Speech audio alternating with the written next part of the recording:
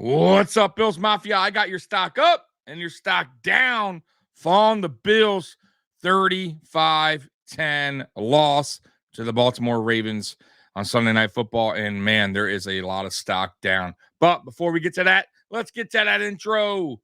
That means that we punched our ticket to go try to win a Super Bowl, and that's it. We got one game at a time, starting at 1 o'clock on Sunday. Love y'all, boys. Love you. Love you. I'll go to war with every single one of you, every game, all right? Love you, 1-7. Here we go. 1, 2, 3, 1, 2, 3. Win.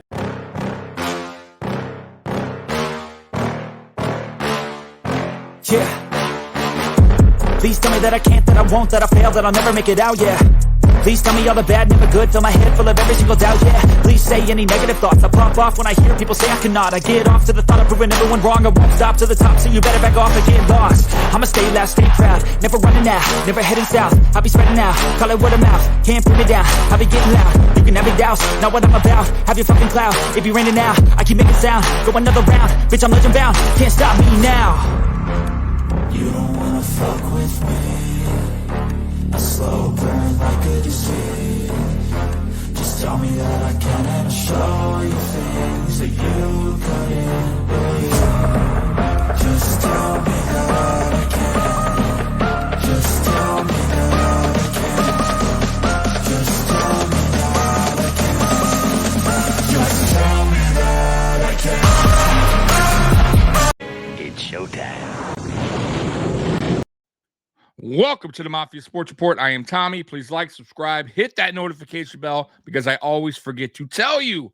Well, Bills Mafia, I got your stock up and your stock down, following that beat down that the Baltimore Ravens gave us on Sunday Night Football, losing 35-10, and it was ugly. The Baltimore Ravens flat out bullied the Buffalo Bills from start to finish, and it was bad. It was really bad. It was tough to watch. What can I tell you guys? That was one of those games where the Buffalo Bills are going to learn from, and they need to learn from, and it starts today, this week, actually, because we have a tough opponent in the Houston Texans. Don't let their record fool you. They have a lot of talent on that team. So let's get to the stock up, stock down. Once again, shout out to Bills Wire for creating this article. All right, here we go. Stock up. Dalton Kincaid, even though he had a very big drop on the opening series, and I'll get to that in a minute. After a week one in which Kincaid had just one catch for 11 yards, he has really turned it around, and he seems to have found his footing within the passing game. In a game which the Bills needed offensive production from anyone to help this team get back to the thick of things, Kincaid had the most catches and the most yards that he has had in a game this season. Yeah, but he also dropped a very, very important pass from Josh Allen on that opening drive. I really feel like if we were to go down and score on that opening drive, we would have set the tone in that game. Maybe things might have been different. I'm not saying they would have. I'm saying they might have. But dropping it on an important third down, and we were moving the ball at that point. We were, I believe, at the 50, around there. Dropping that pass on third and short killed the whole drive. And then on the very next series, which Baltimore had, 87 yards to the house by Derrick Henry. And that was just kind of game from there. They set the tone very early on. And that you can't drop those passes. I get it. We're all human. We make mistakes. He's going to learn from that. But we had drops in this game. Keon Coleman had a drop as well later on in the game. A perfect pass from Josh Allen. You got to catch that, bud. You got to catch that. I feel like he bounced back. I haven't read this article yet, but if he deserves to be on a stock up, but we'll see. We'll see. But, Dalton Kincaid responded well from that drop. But I guess you have to give some stock up on this game. It can't be all stock down, right? There are some good things, I guess, to take away from week 4. Stock down, quarterback Josh Allen.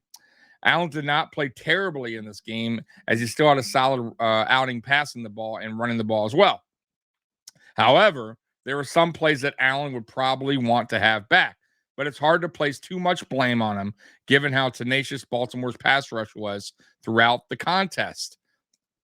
They were electric all night long. We had no answer versus Baltimore's rush defense. We the pressure, I mean, on the quarterback, and really their run defense as well. Like, we had no answer for them. Our offensive line did a piss poor job. Allen was running for his life most of the game. They did not make it easy on the Buffalo Bills at all. You got to tip your cap to that Baltimore's defense and what they did, because it's not always about what you did wrong. Sometimes the other team just played better, and in this particular game, Baltimore's defense just manhandled the Buffalo Bills offensive line, and these are just facts. Go watch the game. We just did not come with the juice. We didn't bring it. And the Baltimore Ravens brung it, and it showed for 60 minutes, right? It was just bad football overall. I think on both sides of the ball, but really that offensive line was bad. And also Josh Allen, you got to do better as far as picking up the blitz, knowing when calling, changing plays at the line, understanding what Baltimore is doing as far as pressure. And make those adjustments, and that's also on Joe Brady as well. But it was a tough thing to watch last night with that offensive line getting bullied the way they did. All right, next up, stock up linebacker Dorian Williams. I will say this: he was probably, if I had to do this list, he would be on top of it as far as stock up. Right? He was their only guy on the defense, in my opinion, that actually played pretty good. While Buffalo's defense left a lot to be desired against a Baltimore team looking to run the football all night long, Williams was one of the players that showed up to play like he has done all season. Williams had his four straight game of at least 9 tackles and one and was also able to pick up a tackle for a loss as well. Yeah, man, Dorian Williams has really stepped up this season, and he had big shoes to fill, man. Really big shoes to fill with Matt Milano being out, and he's done it really, really well. And I got to give him his dues, because I was concerned with Dorian Williams having to fill Matt Milano's shoes, and he's done a really good job. So, if there's one bright spot from last night, I would say Dorian Williams. He was on his A game, but he can't be everything, right? He can't do it all on defense, and nobody else on defense showed up last night, in my opinion. That was some bad football all around on defense, except for Dorian Williams. All right, next up, stock down Bills run defense. Oh, God, fucking miserable. No one should be ashamed of getting beat by the combined rushing attack of Lamar Jackson and Derrick Henry in any given game, especially a rainy one. However, for a Bills defense that had allowed 355 rushing yards through its first 3 games played, Buffalo allowed a lot more than that. Buffalo allowed more than that in this one, including allowing Henry to run all over them for well over 200 yards. Yeah, and I talked about this pregame. I told you guys, Derrick Henry is an absolute dog. He is a beast, man. He is a one of one. And I so wanted the Bills to sign him in free agency this offseason. The Ravens got him for 2 years on honestly a great deal. $8 million a year. That is nothing for a player like him. And don't come at me again with he doesn't fit our offensive system. Like, stop. You could put a guy like that in any offense, and he will produce, and he will make that team better. And can you just imagine Derrick Henry with Josh Allen? Well, that's all you can do, because it's not happening, because he's with the Baltimore Ravens, and you see what they're doing. He is a dog. He is a beast. He is a one of one. And we let that slip away because we didn't want to spend the money. And don't give me that we didn't have the money. We had the money. We went out and signed garbage ass players like MVS, who isn't contributing to nothing, He hasn't done jack shit and will remain to do jack shit. And they could have moved contracts around. Trust me, there's a way to bend, right? To bend the salary cap. There's always a way. Don't get twisted up, guys. Don't let that fool you. He just didn't want to pay for a running back. And okay, that's fine, but don't give me the other crap. Oh, he's not built for the offense. He's not, this offense isn't, that's not what we do in this offense. Derrick Henry would never fit. Stop. You saw what he did last night. Okay. And by the way, I want to mention this as well. We've had a problem against Derrick Henry from Tennessee. Does this not remind you of a Tennessee Titans game when Derrick Henry was there, when we played them? They did the same shit. The only difference is Baltimore has a way better quarterback and Lamar Jackson over Ryan Tannehill. And obviously the defense. But really, if you go back and watch those games, we had a difficult time then against the Titans, who manhandled us, who bullied us around. Because we're just small. We have a small defensive line. We have small linebackers. And going against a team like Tennessee, when they had Derrick Henry, like Baltimore now, that's more physical, we get bullied around. And these are facts. And you saw it again last night. So I'm telling you now, and this is no disrespect to Baltimore, but put Derrick Henry on most teams, and we were to face Derrick Henry, I promise you, we would have gotten bullied around again, because that's how we do. Any team that faces us, that plays that bully ball, physical, right? Run the ball, we tend to fail. Go back in time, guys. Tennessee, Philadelphia, when they decided to run the ball, New England, when they ran the ball on us and beat us at home. We are terrible. We are not good against those type of physical teams. I do not know why. Well, I kind of know why. We're small on the line, and we're small at linebacker. But that's not going to change. That's what McDermott wants. And listen, I love our players. I do. I think they're solid. We have a really good depth, but we're also not built for certain teams to play against certain teams. And it showed. And is there an adjustment that we can make the next time we see this team? Sure, there's always adjustments you can make, but I don't know. I honestly, at this point right now, I don't know how we would play against Baltimore if we saw them again, possibly in the playoffs. Anyways, next up, stock up wide receiver Khalil Shakir, and you guys need to worry about this, and I'll explain to you in a minute. Shakir did not necessarily have his best game of the season, but him being highlighted in this section is to recognize the fact that he has been consistent for the Bills ever since this season began. Sunday was his third game with at least 4 catches and second game with at least 62 yards receiving. He's our best player on offense. Right now, he is. I know all y'all want Dalton Kincaid. Y'all thought Dalton Kincaid would be that guy, and I think Dalton Kincaid is a really, really good tight end, and I think he can be that guy in the future. But right now, this season, it seems like Khalil Shakir is the guy that Josh Allen trusts the most. And he's been also the most reliable, if we're going to be really honest. Kincaid's been reliable at times, but you saw last night he had that drop, a very important drop. Khalil Shakir, for the most part, has been super reliable. And he got hurt last night, and he got his ankle hurt. And if you guys recall, in the offseason, he got hurt with his ankle as well. And I don't know if it's the same ankle, but if it is, it's not good. Not a good sign. And it's a high ankle sprain. And you saw them working on it on the sideline. He came back in the game, which is a good sign. But you also have to remember, right? I'm sure they did some stuff, threw him on the sideline there, taped it up. You got a lot of, you got that, right? Got a lot got going on there, right? What do they call that? I'm messing up the word there, but when the pain's just not there because you're so right, you're so hyped up.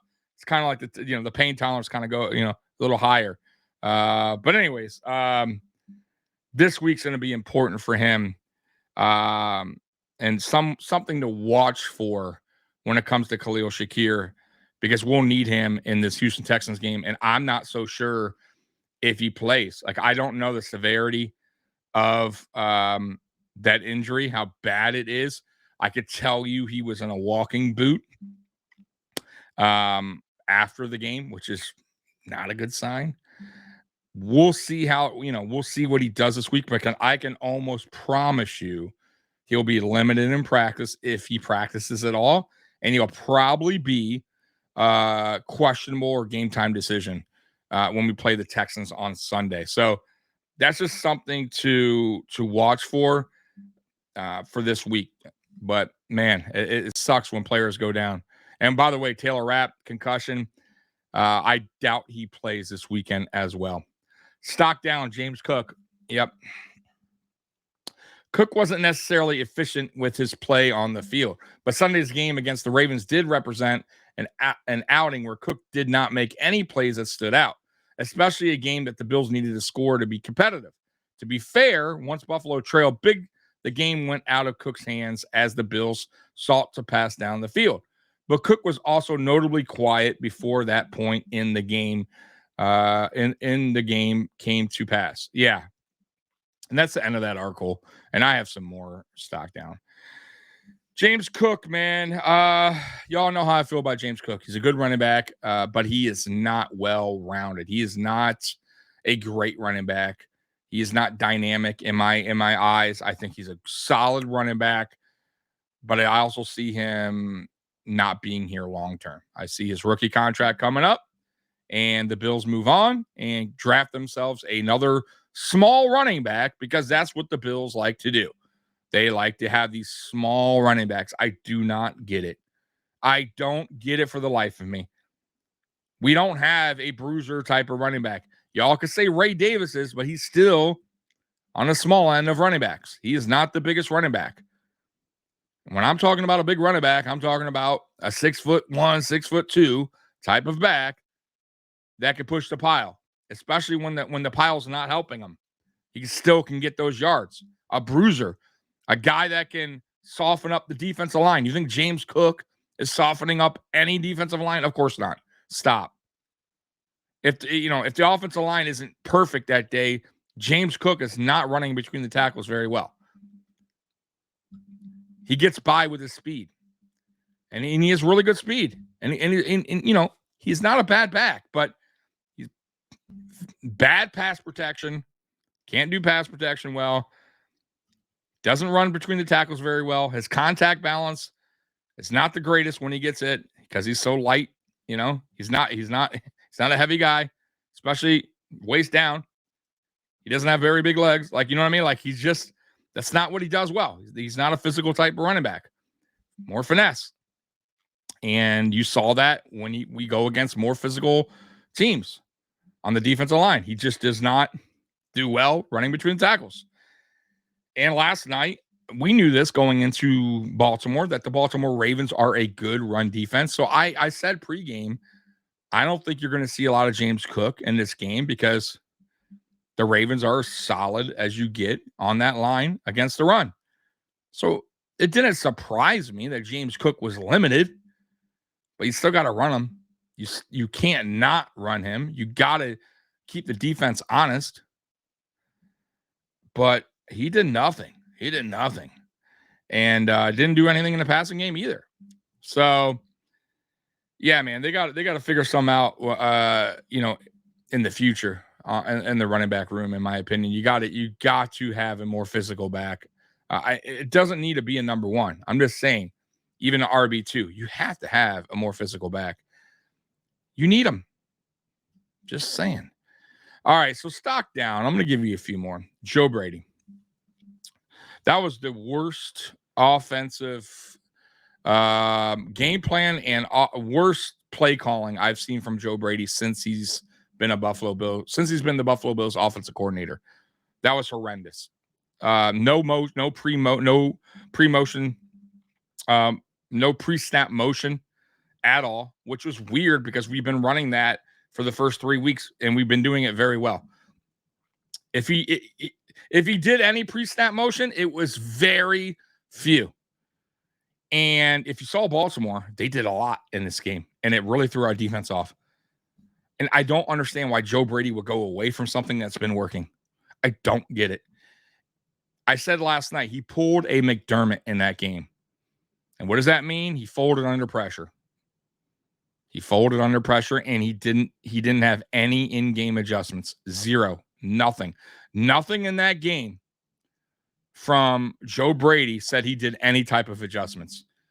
We ran the same vanilla preseason type offense from the start to finish. The only thing he did different was a dumbass trick play that just blew up in our face and just totally killed any kind of momentum we had at that point, and really ended the game at that point when he tried to do a trick play that did not work.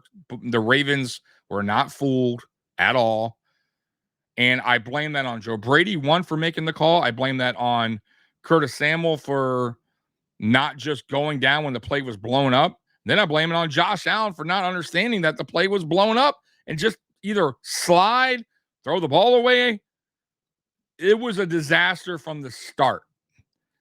And everybody played a part in that. But Joe Brady is the main guy because he called the dumb play when we didn't need to have that play called at that time of the game. Didn't need it. And, you got to say Joe Brady was stocked down big time in this game.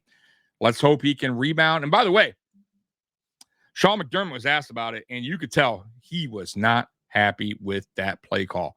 And he actually said he's going to talk to Joe Brady after the game, or today. So I'm sure that he got a good talking to about that play call. And I don't think you see that again for a long time from Joe Brady. And listen, I'm cool with trick plays. I'm not saying don't do trick plays, but you got to know when to do them. And he picked the worst time for a trick play in that game, especially against a team that is the Ravens, who were in that game, were just flying around on defense. Why do it there? Why? Just made no sense. Stock down defense. Bobby Babich, Sean McDermott. They adjusted a little bit coming out of halftime, but overall, they got worked. No, there was no real adjustments throughout the game. Like I said, a very little one. They brought a little bit more pressure in the third quarter to start the second half. But Baltimore adjusted again, and we had no answer again. Right? They went back to what was working, and we just totally flopped. Guys were out of position all night. Guys were missing tackles all night. Now that's on the players too. I guess this is a stock down for the whole defense altogether. Defense coordinator Sean McDermott, who is a defensive head coach, so he's responsible, and the defense itself.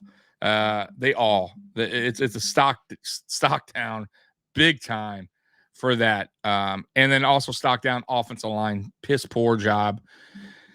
Maybe one of the worst I've seen for a while for that offensive line, because I've been praising them for the last really since last year. I felt like they have really stepped their game up. But last night was atrocious. Just got worked by Baltimore. So stock down offensive line, terrible. I hope they look at the film. I hope they look at themselves in the mirror and understand that they could do better than that, right? Because I know they can. I've seen better. That was piss poor performance by that offensive line. We already said stock down James Cook, stock down Tyler Bass. He's also not on that list that Bill Swire made. Stock down, totally. What the fuck was that kick? So he made the 50, and I almost text Mikey going, whoa, he made a 50. That thing was perfect down the middle, plenty of leg on it. Damn, this has, was this a wake-up call? Bringing in those kickers, last week or a week and a half ago? Is maybe Tyler Bass feeling it again? Nope. Shanked one. Very next kick he had, shanked it to the left, way off, not even close, which would have put the game in at least some kind of reach. Stock down. Tyler Bass is terrible lately. I have no idea what's going on. And we can't cut him, guys. There is no special kicker out there on the market that we can bring in. You saw the guys we brought in, right? I read you, or I told you how terrible they are. Their field goal percentage. One guy was cut because he was 0 for 2 already with the Browns. The other guy hasn't played since 2022, and his percentage was like 82%. He was terrible. So there's no magical kicker that's going to save this team. We're stuck with Tyler Bass for this year. But I'm going to tell you right now, I don't give a fuck about his contract after this season. Figure it out. You can't have a guy like that miss a field goal. See, his confidence is gone, shot. Forget about it. Forget about it. So stock down Tyler Bass. Piss poor job. Also stock down our kick returner, punt returner. I wish I could remember his name or I could pronounce his name. The rookie, the undrafted rookie we got from the Jets. Connerton.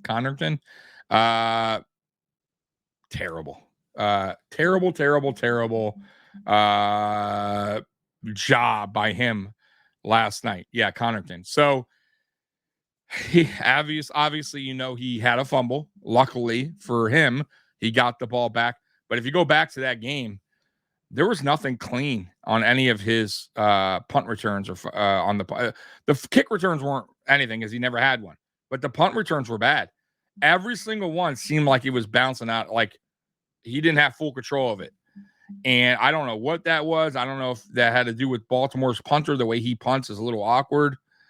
But, dude, man, you got to be better than that. And I have faith in the guy. I think he's really, really good. But last night, he was bad. He was bad and almost cost the Bills at that point because he fumbles there. That's a quick turnaround for Baltimore scoring. But even though we lost, but just saying, you can't have that happen. It's a momentum swing. So he was stocked down for sure. That was terrible performance by him. And I said the coaching staff stocked down. That's including Sean McDermott. I felt like, once again, man, big moment, lights on against a good team. He had no answer. He didn't do anything on the sideline no adjustments were made. It seemed like, and it was just a piss poor performance. So overall, man, guys, there's not a lot to be happy about in this game.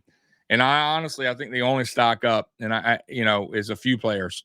And that was Khalil Shakir and Dalton Kincaid and Dorian Williams. Other than that, man, and I'm being nice there, really, because even Kincaid, I mean, does he deserve a stock up? He had that big drop. He did okay. It was nothing that wowed me. I think Khalil Shakir, if we're gonna be real honest, really two players, Khalil Shakir and Dorian Williams. But I guess we'll be nice and throw Dalton Kincaid on that list. By the way, another stock down real quick. I just thought of it. Dawson Knox. Where the hell is he? Where is Dawson Knox? The guy that we paid all that money to, that we're just eating every game, eating his contract, just eating it away, boy. Dawson Knox has been a huge disappointment since he got his contract, right? Huge disappointment. I have no idea what to say. And what's his excuse? He's been on this team for a while now. Him and Josh know each other very well. It's not like Josh, doesn't trust him, or he's just not. He's non-existent. Non-existence on the offense. I don't know if that's Joe Brady not dialing it up for him, but Dawson Knox has been a real disappointment for this team. And I like the guy. I like the guy a lot, but once again, we seem to be going down this road where we are paying players good money that are underperforming, or we're paying players that unfortunately can't stay healthy. Matt Milano. And I love Matt Milano, but now this is 2 years in a row, by the way, after his contract extension, that he's not on the field. Not on the field.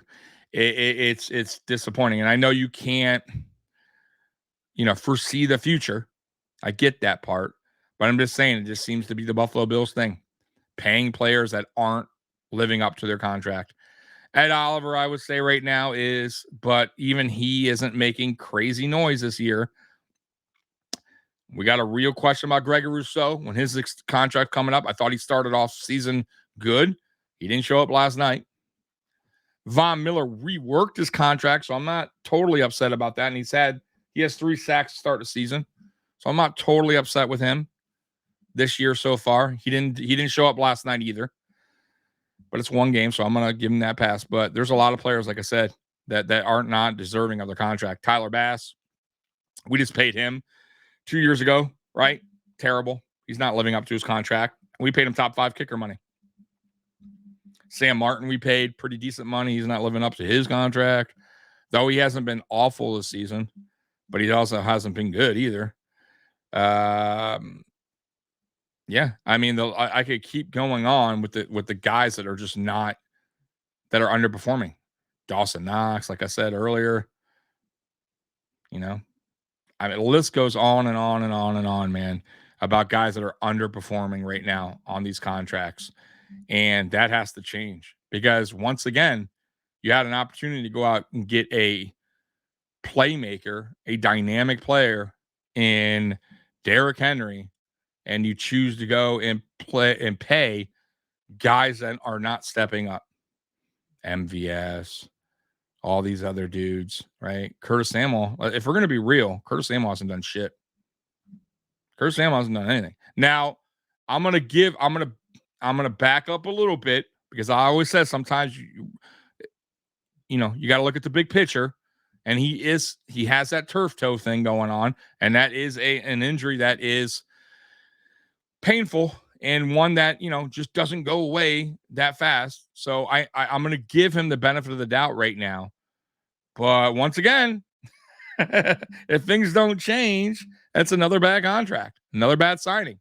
So things got to get better for the Buffalo Bills moving forward. I hope it does.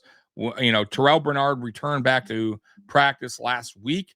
We really need him back. Teron Johnson, I believe, also returned. They were both limited in practice. We need those guys back right away. Balen Spector got exposed last night, by the way. He's been fine. He's a good depth guy, but he got exposed. He is not a starting caliber linebacker. He's good depth, like I said. But guys, we can't go a full season with that core. Also, I got to bring up a name, Damar Hamlin. He's been playing good, but last night he got exposed. He did not do a good job at all.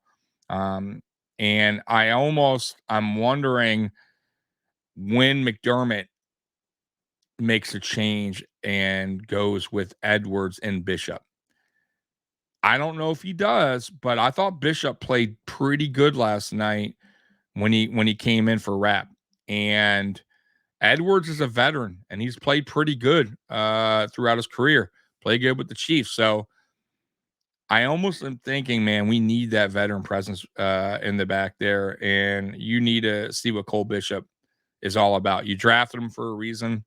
He was really good in college. But I understand if they want to still see if DeMar can handle being a starting safety. I would say be on the lookout for that over the next few games. If Damar Hamlin can bounce back from this, then all good. Right? I don't see a change happening. Taylor Rapp might be out for a week or two. I'm just throwing that out there with the concussion. He got banged up pretty good. So it'll be interesting to see what they do moving forward with that safety group.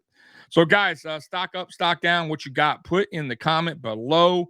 Let me know who you got stock up, stock down. If there's anyone that I missed.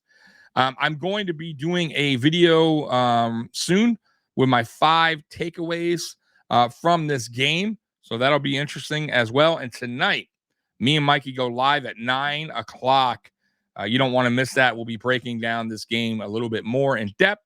So look out for that as well. All right, guys. I love you. Bills Mafia, you are the best. And go Bills. Peace.